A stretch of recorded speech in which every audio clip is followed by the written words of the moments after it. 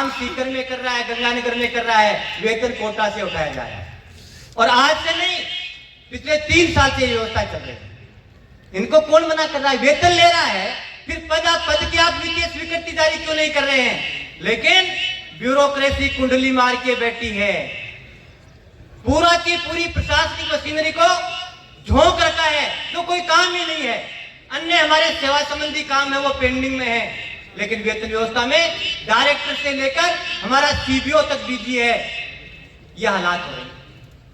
दूसरी साथियों, संविदा और ठेका प्रथा की उस दिन भी चर्चा हुई थी, ट्रेलर दिखा दिया गया है।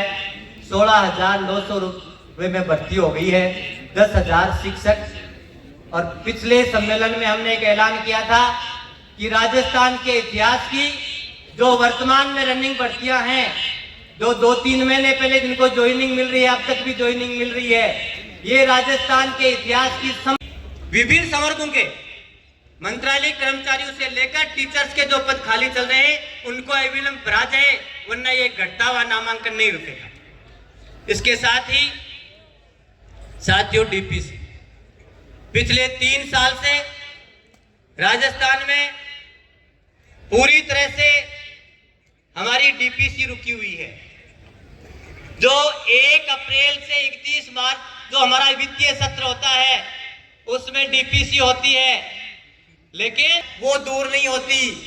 जो हम सुझाव 18,000 प्लस 17,000 35,000 पद हमारे खाली हैं, जबकि 19,000 स्कूलें ही सीनियर हैं। स्कूलें वर्तमान में है, नोट कर लेना। 19 जनवरी 2024 की तारीख को सीकर की धरती पे हम बोल रहे हैं, और 2028 में अक्टूबर 28 में काउंटिंग कर लेना, 32 और 33,000 से स्कूलें ज्यादा आपको नहीं मिलेंगे। ये एक बड़ी चुनौती हमारे सामने। ये तमाम चैलेंज जब राजस्थान का शिक्षक समाज का हिस्सा है, उस समाज के हिस्से में जाएगा, समाज के हर वर्ग में बात करेगा, समाज के हर वर्ग को जागरूक करेगा, और जब समाज साथ में होगा तो साथियों इन नीतियों पे हम ब्रेक लगा सकते हैं। ये काम हमें करना पड़ेगा, का काम करें। क्योंकि अभी जो अमरा राम जी कह रहे थे, 1 महीने बाद में ही हमारा मुखिया ये कहने लग गया था किसानों की सब मांगे मान लेंगे, एक बार इन कानूनों को लागू नहीं करेंगे। लेकिन किसान की समझ बहुत पहनी थी उस समय, किसानों की लीडरशिप की समझ बहुत पहनी थी। उन्होंने कहा नहीं, हम आश्वासनों में भूलने वाले लोग नहीं हैं। 13 महीने के लंबे संघर्ष के बाद में इन्होंने कह दिया कि जिस संसद ने जो 3 कृषि कानून बनाए हैं, वही संसद 3 कृषि कानून जब तक निरस्त नहीं करेगी, हम यहां से जाने वाले नहीं। और ये तभी उठे जब उसी संसद ने उन 3 कृषि कानून को निरस्त किया था। हमने अभी तक जो कानून बना था उसको निरस्त नहीं करवाया है। ये कानून कभी भी जिंदा हो सकता है, इसलिए ये खुशखबरी भी शायद हमें जल्दी मिलने वाली है कि जो ओपीएस का तोहफा हमें मिला था, आशंका है कि एक बार वो काटू का ताज हमें फिर पहनाने की तैयारी हमारी सरकारें करने की कोशिश करेंगी। इसलिए ये भी हमारे सामने एक बड़ा चैलेंज है। दूसरी साथियों, और आंगनबाड़ी केंद्रों के भवन तैयार हो रहे हैं। पहली और दूसरी क्लास 3 साल से 8 साल तक का बच्चा आंगनबाड़ी में रहेगा, 3 साल से 6 साल तक का बाल वाटिका में रहेगा, और पहली और दूसरी क्लास भी आंगनबाड़ी में चलेंगी। सबसे पहले हमारा L1 का टीचर वहाँ प्रभारी के रूप में रहेगा, बाद में उसको धीरे धीरे हमारी तरफ भेज दिया जाएगा, वो पूरी की पूरी आंगनबाड़ी के अधीन कर दिया जाएगा। उन आंगनबाड़ी बहनों को जो 10वीं और 8वीं क्लास है, उनको एक ब्रिज कोर्स और डिप्लोमा करा दिया जाएगा, 1 साल का और 6 महीने का। उसके बाद में पहली और दूसरी क्लास में उनके सपोर्ट कर दी जाएंगी। उसका रिजल्ट ये आएगा, हम रिजल्ट साथ में लेकर चलते हैं। उसका रिजल्ट ये आएगा कि 1 से 5 में हमारा आधा नामांकन होता है, 3, 4, 5 में आधा होता है, 1 और 2 में आधा होता है। 1,67,000 मुद्दों को लेकर के आज चर्चा की गई है। आगामी क्या रणनीति रहेगी आपकी?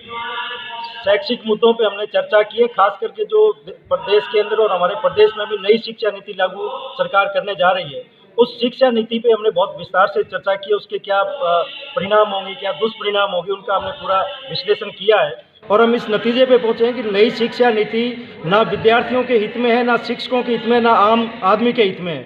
इसलिए हमने तय किया कि इस नीति का हम विरोध करेंगे। और साथ ही साथ जो अध्यापकों के दूसरे मुद्दे हैं, जैसे ट्रांसफ़र का मुद्दा बहुत बड़ा मुद्दा हमारे सामने है। पिछली सरकार ने भी 3rd ग्रेड के ट्रांसफ़र नहीं किए और इस सरकार की भी कोई हमें मंशा लग नहीं रही है। इसलिए हमारी सरकार से हमने मांग की है इस सम्मेलन में कि ट्रांसफ़र किए जाएं, अन्यथा राजस्थान के शिक्षकों का बहुत भारी विरोध सहन करना पड़ेगा। और साथ ही साथ जो एक बड़ा मुद्दा है पूरे देश के पैमाने पर, पुरानी पेंशन योजना।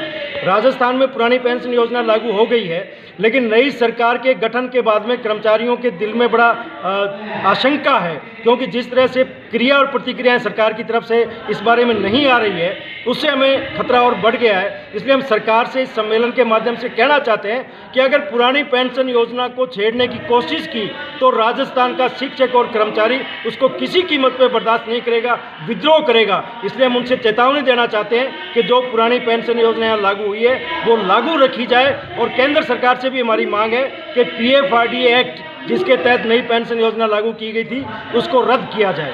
ये तमाम मुद्दे हैं जिनको लेकर के हम यहाँ चर्चा कर रहे हैं। संविदाओं पे शिक्षक की जो भर्ती की जा रही है, निजीकरण का जो चल रहा है मुद्दा, उसको लेकर भी क्या कोई रणनीति आपकी तैयारी? बिल्कुल, हमारा बिल्कुल ये मानना है कि संविदा पे कोई नियुक्ति नहीं होनी चाहिए और जो संविदा पे काम कर रहे हैं उन तमाम को रेगुलर किया जाए और भविष्य में जो भी नियुक्ति हो वो संविदा पे। और साथ ही साथ हमारी ये भी मांग है, राजस्थान में आज भी 1 लाख पद खाली पड़े हैं अध्यापकों के।